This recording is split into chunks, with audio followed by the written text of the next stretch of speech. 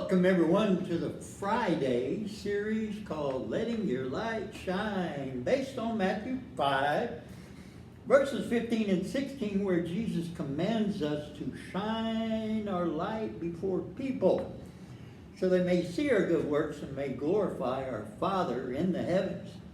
In this video series, I highlight only good news, such as random acts of kindness, as well as humorous, educational, and inspirational thoughts to help keep everyone encouraged during these trying times. So let's start with some good news. According to reporting by ABC 7 Chicago, a gust of wind, and Chicago's the Windy City, big gust of wind sent a stroller carrying an 8-month-old little girl rolling straight into Lake Michigan at Belmont Harbor on Wednesday afternoon. Multiple witnesses immediately sprang into action, and one of them was Leo Cundiff, who says he doesn't even know how to swim.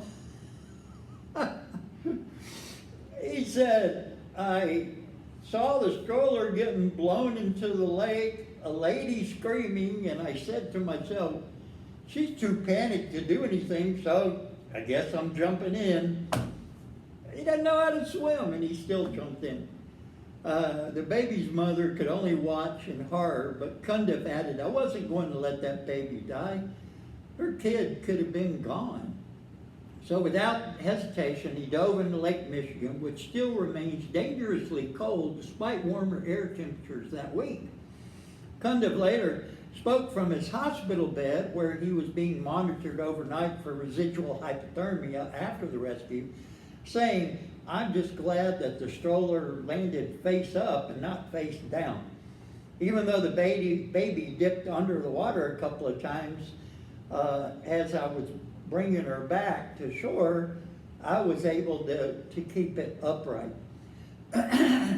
And he added, by the time we got her out, she was breathing and crying, all good signs.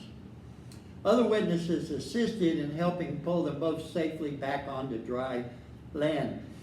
Now, Chicago police said the little girl was taken to Lurie Children's Hospital for observation and was listed in good condition. Right on, dude. You go for it. And now to our fun fact of the week. Did you know that if you heat up a magnet hot enough, it will lose its magnetism? By the way, disclaimer, don't do this anywhere. And now here's our riddle of the week. Okay, listen closely. Light as a feather, there is little in it. The strongest people can't hold it for much more than a minute. What is it? And the answer is, pause if you want to think about it, your breath. Can you hold your breath a minute? Most people can't hold it past 30 seconds. When I used to live in Hawaii and free dive and all that good stuff, I could hold my breath almost 4 minutes on the surface, minute or so at depth. Now, this leads to our random act of kindness. Best known for playing Rajesh Kuthaprali on 12 seasons of The Big Bang Theory, Kunal Nayyar has enjoyed enormous success on screen. But it's what he does off screen that's quietly changing lives. In a recent interview, the 44-year-old actor opened up about what financial stability has truly meant to him. After years on one of television's biggest sitcoms, Nayyar says money hasn't become a burden. It's become a blessing. Now, most people would say that, but he's got a particular reason. He explained, "Money has given me greater freedom, of course, but the greatest gift it's given him is the ability to give back in order to change people's lives." Alongside his wife, Neha Kapoor, um, uh, Nayar helps fund university scholarships for students from disadvantaged backgrounds. The couple also supports animal charities, especially those close to their hearts as dog lovers. But there's one act of generosity he keeps especially personal. Late at night, Nayar says he sometimes scrolls through GoFundMe pages and pays off strangers' medical bills. Oh, wow. Wish he paid mine off. He said, what I really love to do is go on GoFundMe at night and just pay random families' medical bills. That's my masked vigilante thing. He didn't smile gently and added, so money doesn't feel like a burden. It feels like a grace from the universe. And he does this with no press releases, no cameras, just quiet kindness. And while he acknowledges that not everyone has the ability to give on that scale, he believes everyone can indeed play a role in making the world brighter. He concluded that right now people are not happy because they all expect someone else to be kind.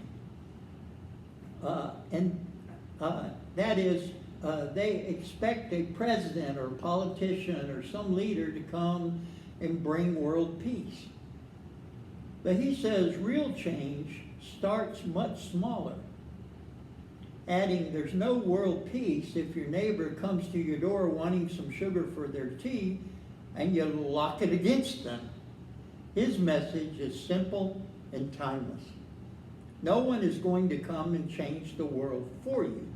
It begins with yourself. Aha. That it does.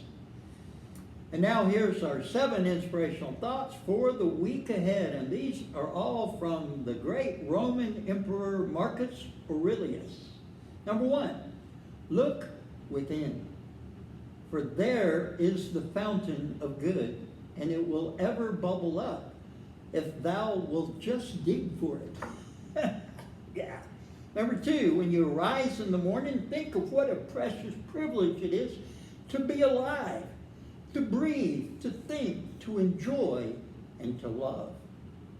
Number 3, very little is needed to make a happy life. It's all within yourself, in your way of thinking. Number 4, waste no more time arguing about what a good person should be. Just be one. Number 5, the best revenge is to be unlike the one who performed the injury. Be the opposite. Be good. Number 6, you have power over your mind, not outside events. Realize this, and you will find strength. And finally, number 7, the only wealth which you will keep forever is the wealth you have given away. That brings us to the best news of all, the good news of Jesus Christ.